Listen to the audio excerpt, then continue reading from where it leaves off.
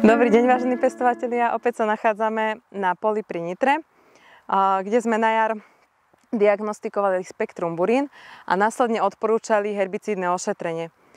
Na toto pole bolo použité Fundamentum, náš nový herbicídny prípravok, a dôvodom našej návštevy je kontrola strniska po zbere.